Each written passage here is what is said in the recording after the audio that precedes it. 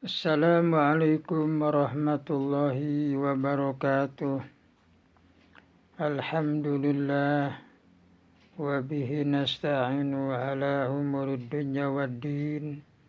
Wassalatu wassalamu ala Rasulillah wa ala alihi wa sahbihi ajma'in, amma ba'du. Selamat pagi rekan-rekan semuanya, kaum muslimin wal muslimat. Alhamdulillah di pagi ini saya bisa bertemu lagi di channel saya. Mudah-mudahan kaum muslimin di mana saja berada bisa melihat, menyaksikan channel ini dari awal sampai akhir. Mudah-mudahan acara ini ada manfaatnya dan maslahatnya, terutama buat saya sendiri, umumnya bagi semua yang menyaksikan channel ini. Kaum muslimin yang dimuliakan Allah Subhanahu wa Ta'ala, di pagi ini saya akan mencoba yaitu mengadakan suatu kajian tentang hadis Nabi Sallallahu Alaihi Wasallam. Mudah-mudahan hadis tersebut menjadi pemikiran kita atau nasihat kepada kita, sehingga kita lebih baik lagi sebagai seorang muslim dalam berkiprah, beramal, sehingga mudah-mudahan kita lebih diakui lagi sebagai umatnya baginda Nabi Muhammad Sallallahu Alaihi Wasallam. Di dalam kitab Sahih Bukhari, baginda Rasulullah Sallallahu Alaihi Wasallam bersabda, yang diriwayatkan dari Abu Hurairah, an Abi Hurairah qala bainama an-nabiy sallallahu alaihi wasallam fi majlisin yuhaddithu al-qawma ja'ahu a'rabiyyun faqala mata as-sa'ah famadha Rasulullah sallallahu alaihi wasallam yuhaddithu faqala ba'dul qawm sami'a ma qala fakariha ma qala wa qala ba'duhum bal lam yasma' hatta idza qadha hadithahu qala aina urasabil anis sa'ah qala ha ana ya Rasulullah qala fa idza dhuyyi'at al-amanata fantadhir as-sa'ah qala kaifa idha'atuha qala idza wusida al-amru ila ghairi ahlihi fantadhir as-sa'ah. Pemirsa yang dimuliakan Allah Subhanahu wa Ta'ala, apa isi makna yang terkandung di dalam hadis tersebut?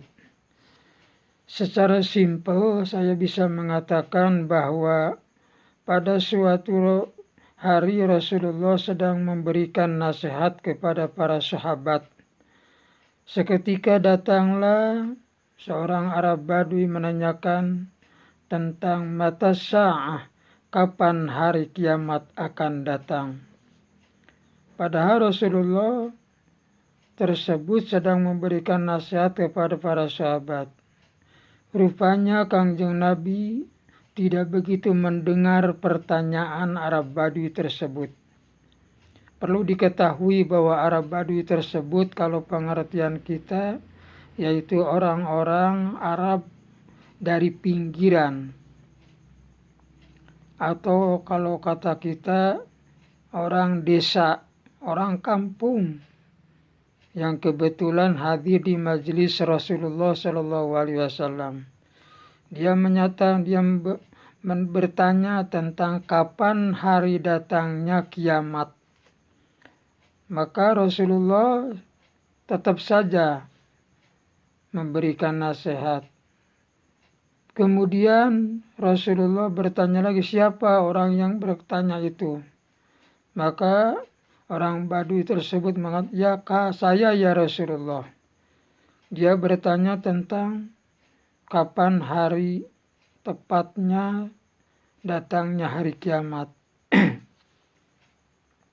Maka kata Rasulullah, hari kiamat itu akan datang dikala فَإِذَا ضُيِّعَتْ الْأَمَانَةُ فَانْتَظِرِ السَّاعَةَ قَالَ كَيْفَ إِضَاعَتُهَا قَالَ إِذَا وُسِدَ الْأَمْرُ إِلَى غَيْرِ أَهْلِهِ فَانْتَظِرِ السَّاعَةَ. Apabila kiamat akan tegak, yaitu dikala amanah diserahkan kepada yang bukan ahlinya. Suatu pekerjaan yang diserahkan kepada yang bukan ahlinya, bukan yang memahaminya, maka kata Nabi, wusidal amru ila ghairi ahli fangtadhiris sa'ah. Maka sesuatu tersebut kalau diserahkan kepada bukan ahlinya, tunggulah suatu kehancurannya. Maka di dalam kehidupan ini, kalau kita menyerahkan sesuatu pekerjaan, apapun itu namanya, baik pekerjaan fisik maupun pekerjaan yang bertitik tolak pada pikiran kita, diserahkan atau diamanahkan kepada yang bukan ahlinya, maka tunggulah kehancurannya. Contoh yang paling mudah, kita menyerahkan sebidang tanah pada seseorang supaya tanah tersebut ditanami dengan berbagai macam tumbuhan, entah itu padi atau palawija atau semacam buah-buahan atau apapun. Tapi dia tidak mengerti tentang bagaimana cara menanamnya, bagaimana cara bertaninya. Tentu tanah tersebut tidak akan maksimal menghasilkan suatu produk atau hasil pertanian yang diharapkan oleh yang punya tanah tersebut. Maka tentu hasilnya tidak akan maksimal. Atau kita punya kendaraan yang rusak contohnya, entah itu motor atau mobil, kita ingin diperbaiki, tetapi memperbaikinya bukan kepada ahlinya yang tidak mengetahui tentang problem kerusakan kendaraan tersebut. Maka hasilnya, di samping waktunya lama, tentu pekerjaannya tidak akan maksimal, tidak akan membuahkan hasil yang diharapkan oleh kita. Maka dari itu, di dunia ini apapun yang kita amanahkan kepada orang lain, yang kita percayakan kepada orang lain, sementara orang tersebut bukan ahlinya, maka jangan diharapkan hasilnya akan baik. Apalagi di dalam kehidupan ini kita sebagai umat muslim, sebagai hamba Allah, umatnya Nabi Muhammad SAW, yang mempunyai kewajiban setiap pribadi kita untuk senantiasa mendakwahkan Islam ini. Sebab Islam ini suatu agama yang lurus, yang berpedomankan pada kitab suci Al-Quran, untuk menuntun umat manusia ke jalan yang diridhoi Allah Subhanahu wa Ta'ala. Maka jangan sekali-kali kita menyerahkan atau mengamanahkan suatu pekerjaan untuk menuntut umat ini jamaah pada suatu tempat atau pada suatu masjid kepada orang yang kapasitasnya belum memahami tentang agama Islam, walaupun itu tingkat dasar.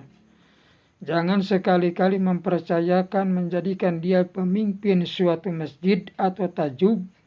Dia pun tidak paham tentang agama, bagaimana cara melaksanakannya dengan baik.